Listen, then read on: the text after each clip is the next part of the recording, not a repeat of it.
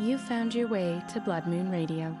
I'm Coralie, and this is where we follow the threads the world wants us to drop. Hi everyone, welcome to another episode of Blood Moon Radio. It is just me today again. That was not planned. This episode is brought to you by the fates conspiring to create it. Our second special guest couldn't schedule in time to be on our third episode. So I am recording with her later this week and she'll be on later in September. And the plan was to fill her slot with some planned content with my part-time co-host, but that didn't work out either. I was mulling over this idea of the solo episodes.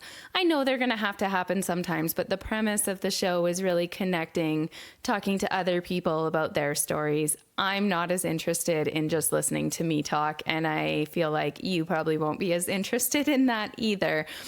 And so I was going to talk about resiliency and the magic of transmuting a scenario that isn't working out how you want into something different, and it can be amazing. I was rolling with this idea in my head leading up to recording this, and then last weekend I was at a friend's baby shower and I got a notification on my phone, and it was actually my first trolling comment. Believe it or not, I was kind of excited. It was a lot sooner than I imagined I would be getting a troll comment, so I wasn't really prepared for it. It made me feel a little bit official. I'll put it on the screen for anybody watching the podcast on YouTube. For anybody listening to the podcast, basically the person calls me Satan, and they did this on an ad that I was running for the podcast, and that inspired me, not just because it was making me feel very official, but because an important topic is, that relates to the word witch, right? Part of this show is reclaiming a voice, and part of reclaiming the voice in women's narratives is unpacking that word. There was a time where women who were healers in their communities, midwives, held knowledge from generations before, were important figures in their communities. And when that shifted, witch became a bad word. And there's this association through Christianity with Satan. So let's unpack it. Let's talk about the history of the word witch, how that relates to feminism. And I'm going to start with what the word witch means to me, because it probably means something different than it means to you. So when I hear the word witch, I don't think of Satan. I don't think of pointy hats, green skin, or broomsticks either. For me, witch is a word that has always meant connection to intuition, to the land, to other women, to a lineage of knowledge that stretches back thousands of years. The word witch comes from the Old English wicce, W-I-C-C-E, which meant wise one. These were the women, and sometimes men, who carried healing knowledge, midwifery skills, herbal remedies, divination practices. In many cultures, they were respected community figures. So how did we get from wise woman to Satan's handmaiden? That shift happens with the rise of Christianity in Europe, when anything outside church authority started to look suspicious. Suddenly, the same women who had been trusted for generations became dangerous. The very word that once meant wisdom got twisted into an accusation. And that's where this story starts, the power of words.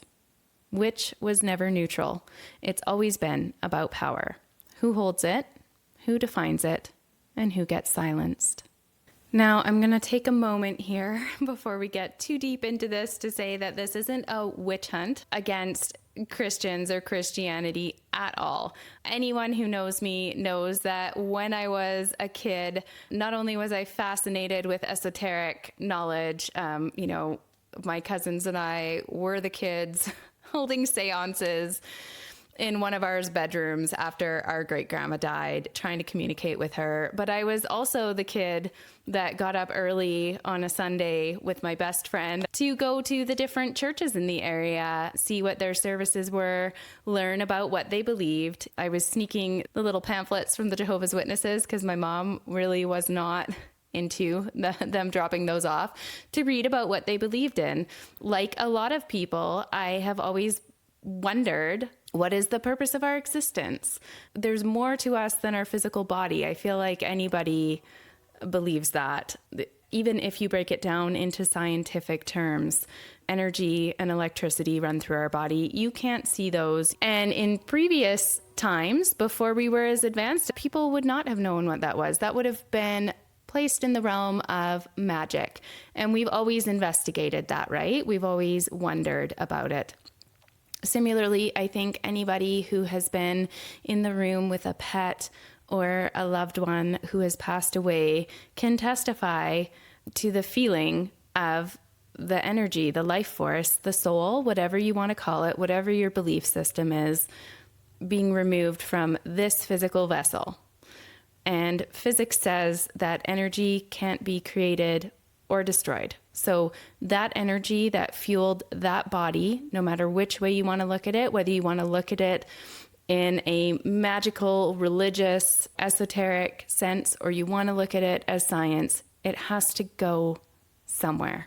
So I've always been curious about these things. I've had a lot of experiences that couldn't be explained by the logical side of my brain, and I am an academic thinker. I love learning. I mean, if you gave me unlimited money, I would go do 1,000,000 degrees, just learn everything I could. I'd be at university till I died. I knew the logic of it, but I felt there was something more. And obviously other people feel this too, because that's part of the reason why we have religious and spiritual practices, and all cultures share this. So when I was young and I was learning about different religions, trying to find something that resonated with me. And this part may be offensive to some people, and I understand that. I would love to hear your opinion. I'm a huge fan of respectful disagreement. We can have a discussion on it in the socials. You can write a blood letter. For me, I could see as I was reading about different religious beliefs how they all have similar premises. They just wrap it up a little bit differently. They may give you different framework or different rules to follow, but they have very common threads running through them.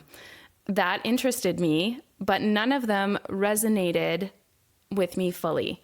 And as I got deeper into it and I started to read about political overlays, you know, when you start to look at other religions coming in, wars being fought, the group that wins is a different religion than the area that they've gone in to fight this war.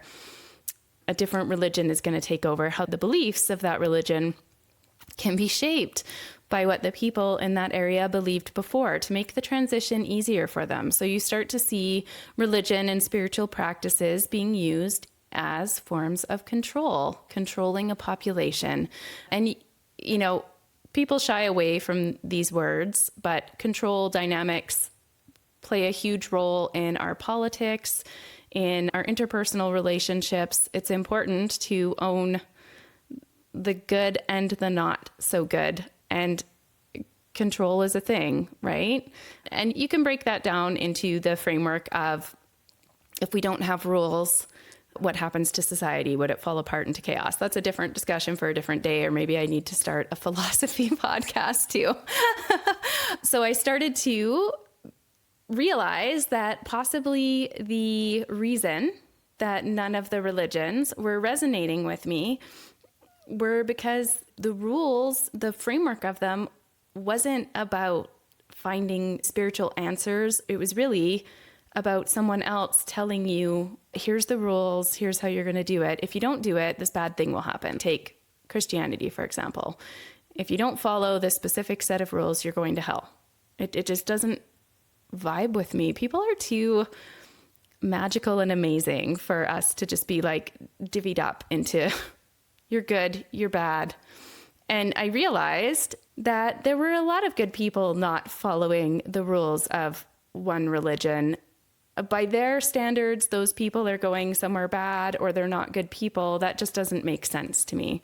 So when I began to lean more into the esoteric side of things, into spirituality, when I was young, any resources that I could find were mostly based around Wicca, which I found the same. It's a set of rules, much like any other organized religion, that doesn't leave room for individuality.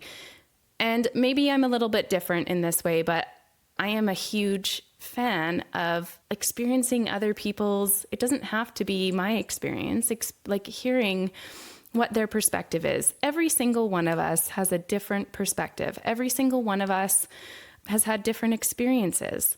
Those shape how we view the world, how we interact with the world. And when you strip away people's voice or their ability to express those things, or you invalidate it because it doesn't fit your perception of what should be happening, that's a loss. It's a loss that we're comfortable with. Any history that any of us are going to read, any artwork we look at, any writing that we read, that is influenced by who held the power to shape history at that time. The silencing of voices and power dynamics and control, humanity has a long history of this.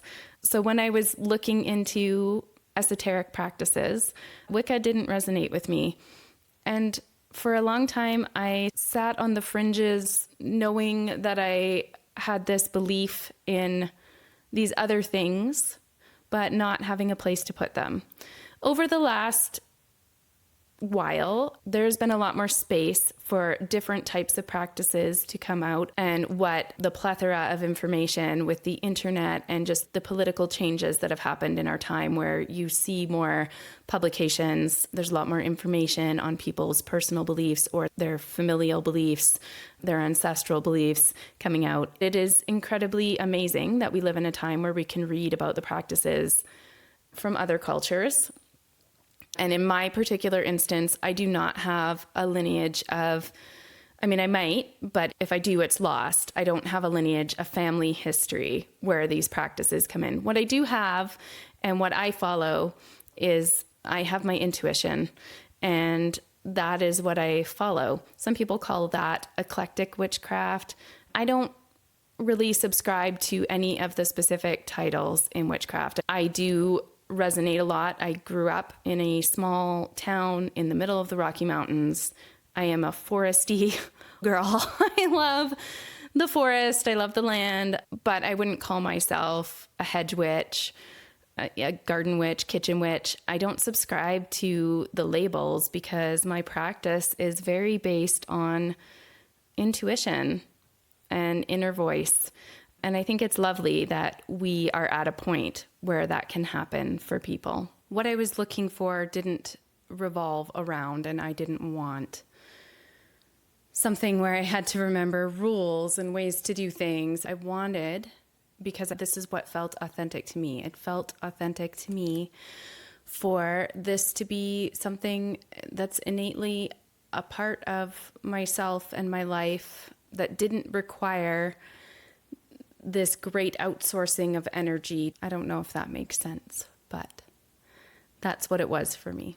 And so none of those things really fit. While everybody's practice is different, I'm going to read you a paragraph out of A Modern Guide to the Ancient Craft, Inner Witch, by Gabriella Herstick, which is an excellent book if you're looking for a witchy read. Claiming the title of witch in the modern age, therefore, means remembering all those who have gone before you to allow you to be where you are today.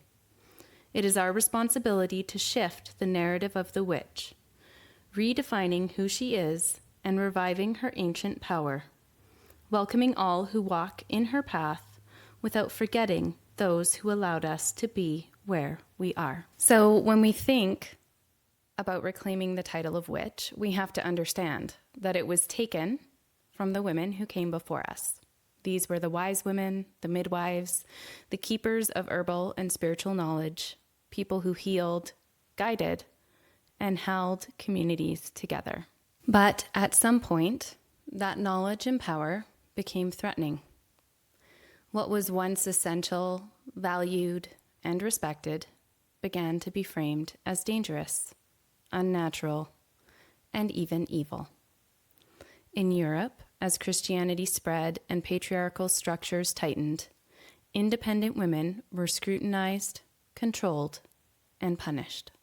That extends beyond women with knowledge in these areas, right? That could be women who were independently wealthy. It was also women who were very beautiful. Like it or not, those stories are plentiful, and you can't look at witchcraft without looking at the structures of patriarchy and the basis of feminism. And I'm just going to caveat here, I come from a large redneck family. My dad and my brother, if they're listening to this, absolutely hate the word feminist, but I am a feminist, and I actually think they are too. They will dislike me saying this. Feminism is not about women being above men. That's not the goal, right? The goal is everybody being equal. If you are not a feminist, then you're sexist. It's plain and simple. That is all it is about. People need to unpack their biases in these things. And I will also emphatically state that my dad is the reason I'm a feminist. He raised me to be a strong, independent woman who believed in herself, who could do anything. He told me that all the time. He took me hunting and fishing. He dislikes the word feminist. He's a feminist, and he raised one. Similarly, I would not want to be in the room if someone told my nieces in front of their dad that they couldn't do something. So it's all about definitions and bias, right? They're feminists. I'm going to be in trouble at the next family dinner for saying that. Wish me well. Back to what I was talking about. The very skills that these women had, healing, divination, tending births, guiding souls, became the evidence used against them. They were also replaced by male-dominated roles, doctors, priests. Those were professions and roles that women then did not have access to. They were blocked out from them. This isn't just history. It's a pattern. When women step outside expected roles, when we hold knowledge or authority that isn't sanctioned, we're labeled as dangerous. And that labeling doesn't just vanish with time. It echoes in modern culture, into politics, social spaces, and online. Reclaiming witch isn't only honoring history, it's actively resisting that long-standing erasure of women's wisdom, power, and voice. Thinking about what I said about feminism being about equality ties into how religion and those power dynamics play into things regarding the history of witchcraft and also women's history and the treatment of women. I took a course on goddess mythology in Paleolithic and Neolithic times.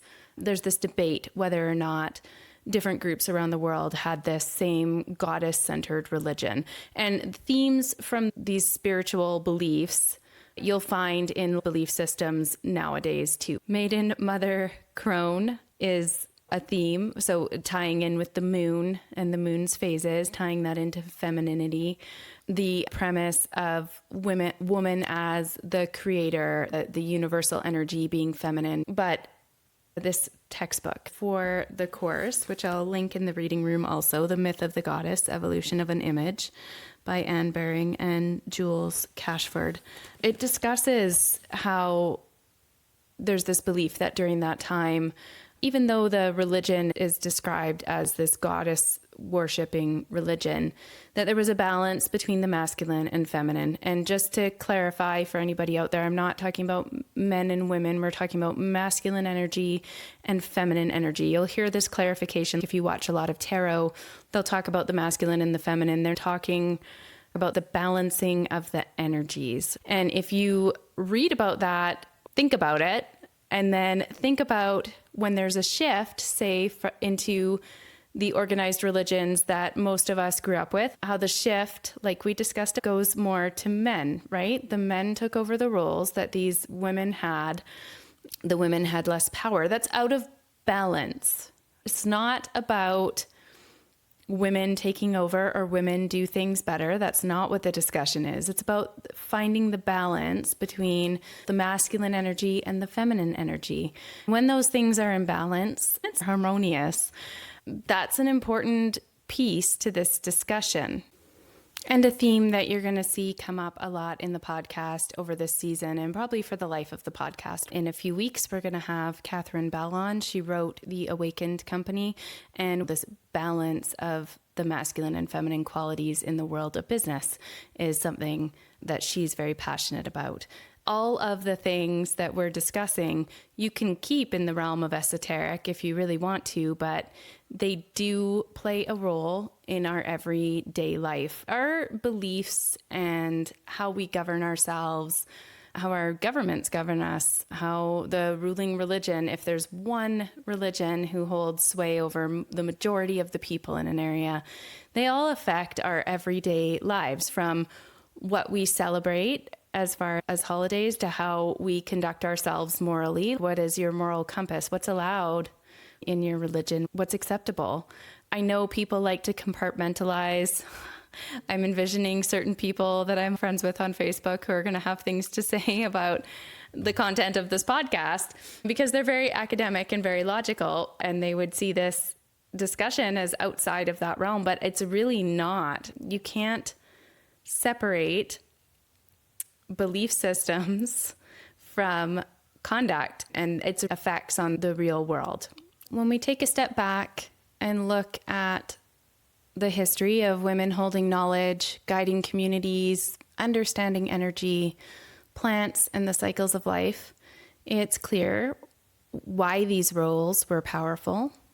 Power has always been noticed and is often feared, particularly by those who want to control the narrative. As Christianity spread, it didn't just reshape spiritual beliefs, it reshaped power. Suddenly, the women who had been healers, wise ones, midwives, are recast as dangerous. Practices that had supported life were now viewed as evidence of evil. And with this shift came an association with Satan, a way to justify fear, punishment, and control. This is also where the lurid, sexualized stories start to appear. Confessions of intercourse with the devil, of secret rites and forbidden acts. Many of these stories were forced or fabricated and used as evidence to silence and punish. Christianity is a religion where the purity of women is revered.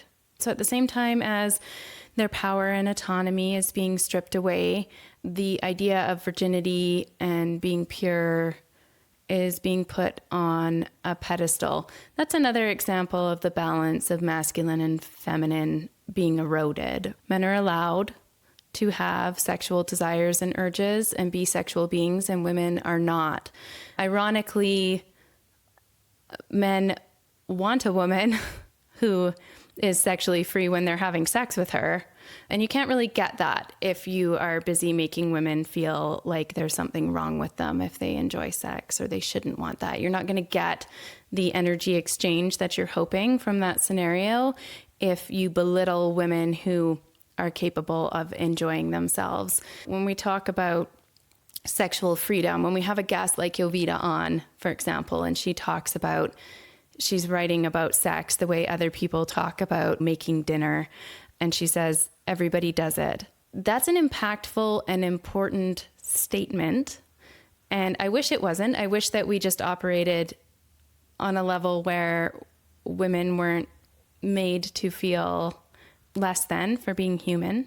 But it's a factor in this. And those scenarios, that power imbalance that we're talking about, that scenario where the woman is locked up with these strange men, with these weird fantasies, and very likely having them force themselves upon her, telling her it won't happen again if she just confesses to sex with the fallen angel in their religion is a part of that. A few years ago, I had seen a book called The Black Book of Isabel Gowdy. She's a famous Scottish witch. She's a woman from the 1660s who confessed in graphic detail having intercourse with the devil, all sorts of things. The book was marketed as she's this famous Scottish witch, you're going to get her black book. The book has confessions, written recordings of her confession. It literally asks questions like, how did you meet the devil? The author of this book states that Isabel Gowdy would not have known how to read or write. So she did not have a black book. This is the confessions that she gave to her captors who wanted this information from her. It's often said that she has a lot of fae lore in her black book, and that this may hold the key to a lot of older spiritual belief systems from the area. But the section that is her black book is quite small. Every time I read through, I don't see very much information about the fae. It's very centered on the devil, very Christian themes. People would have had beliefs back then about charms, or they'd have had things that they would have done for good luck or to keep them safe before they did something. There's one called to protect someone from storm at sea. But it's centered around the devil as well. I hold thee safe in the devil's name, unscathed of water shalt thou remain. It's really a study in the turning of older belief systems into something to be scared of. It's an example of how women's knowledge and power could be turned against them, wrapped in fear, and used to incite moral panic. So there is no record of what happened to Isabel, but we can assume that she was probably found guilty, and the book states that during that time period, she would have been taken to the place where they executed people, would have been made to repent before being strangled and burned. The confessions that she gave, the confessions that are typical of the witch hunts, they tell us more about power structures and fear than about real practice. And the echoes of that extend into modern times. My troll comment, I'm Satan. It takes the word witch and ties it back to those belief systems, which aren't the actual belief systems governing the word. Calling me Satan is not an insult to me. Those are Christian beliefs, and I am not a Christian. So it holds no value as far as insulting me, but it does bring up the history of women's persecution at the hands of people willing to not only force their belief systems on others, but frame anything that exists outside of that as a problem.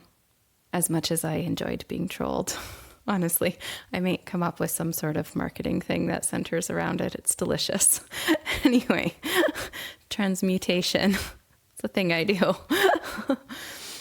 So let's talk a little bit more about women being punished for being witches, the witch trials. As we've already discussed, the Satan narrative is really just control of female bodies, suppression of independent knowledge, independent wealth, and free thought. And it's a reinforcement of patriarchal power. There's the European witch trials. Probably the most famous witch trials are Salem witch trials in the United States. The Puritans are well known for their hatred of the witchy women. In Canada, Marie Joseph Corriveau, she's a Quebecois legend, a myth. She was actually convicted of murder, but in the wake of her conviction, rumors spread that stretched into the realm of witchcraft. So she was not convicted of witchcraft, but she was convicted of something quite terrible, and that grew into this association with witchcraft.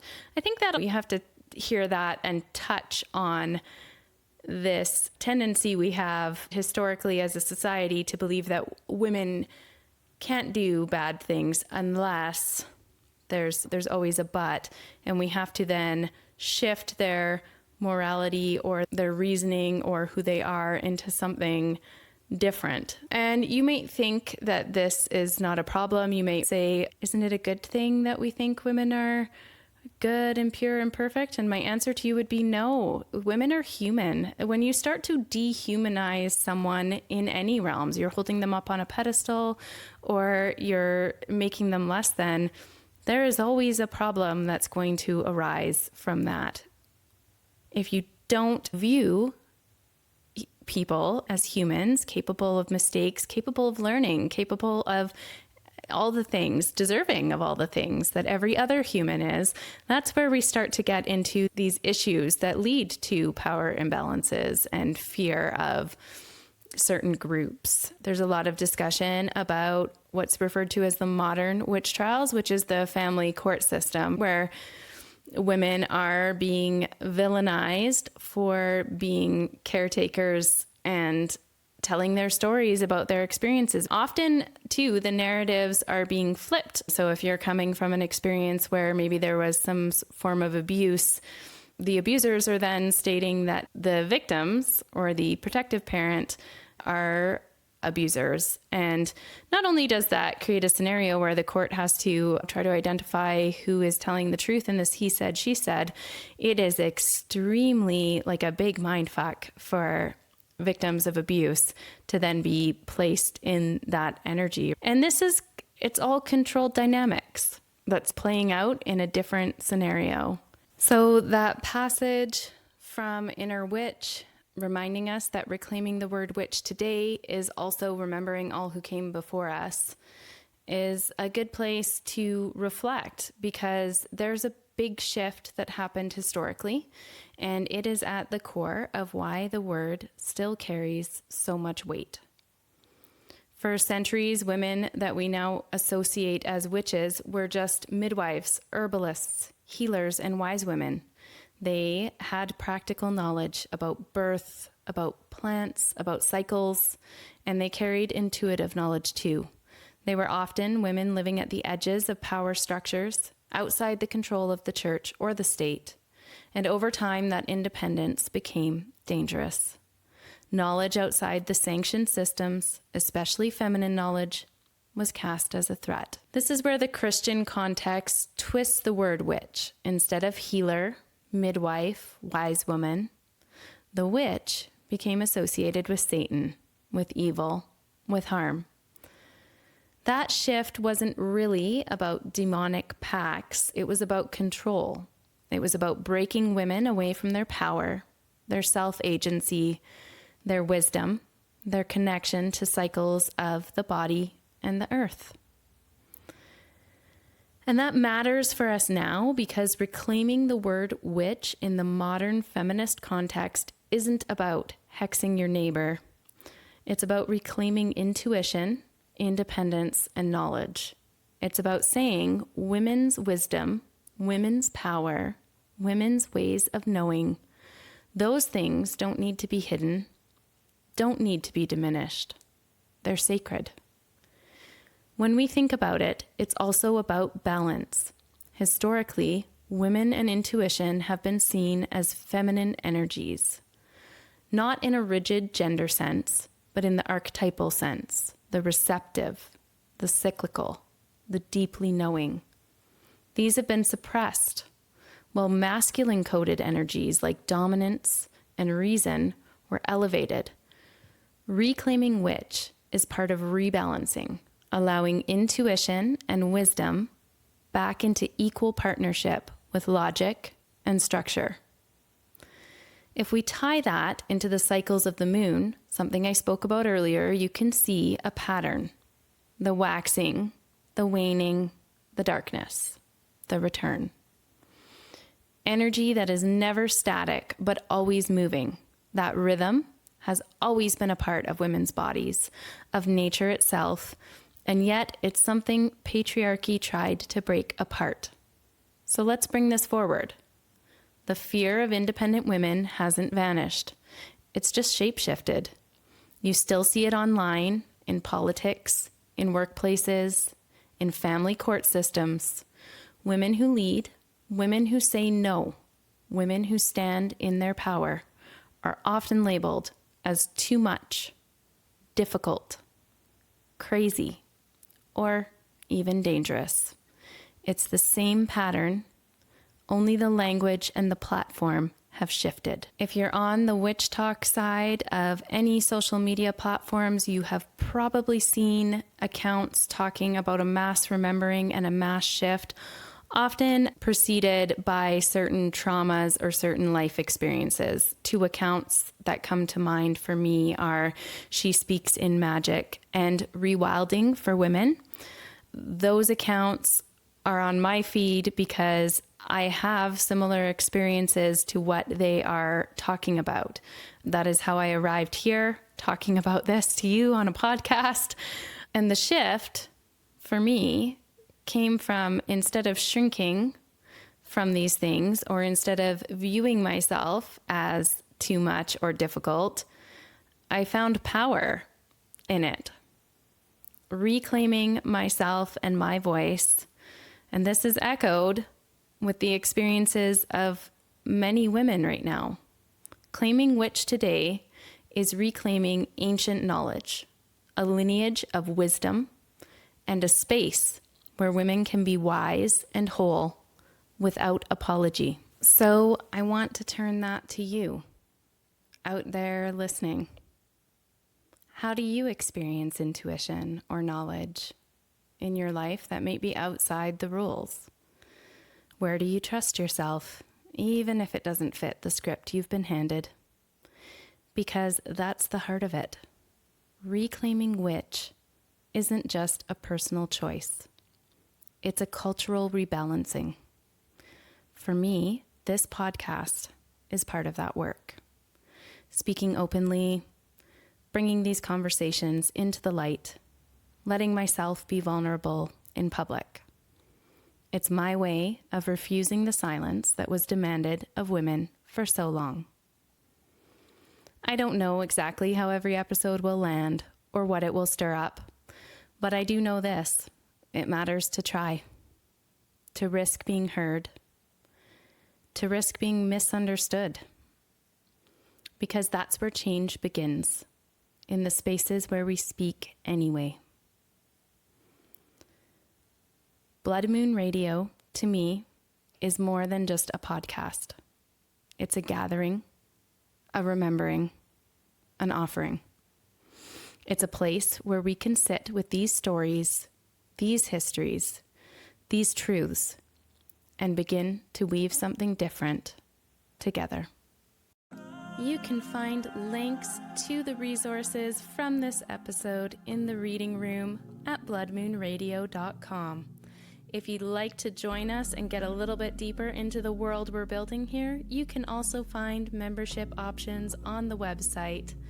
We've launched an Indiegogo campaign. We are in the pre-launch phase. There are special perks for our early backers.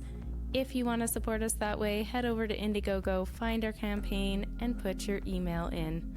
Thank you for listening.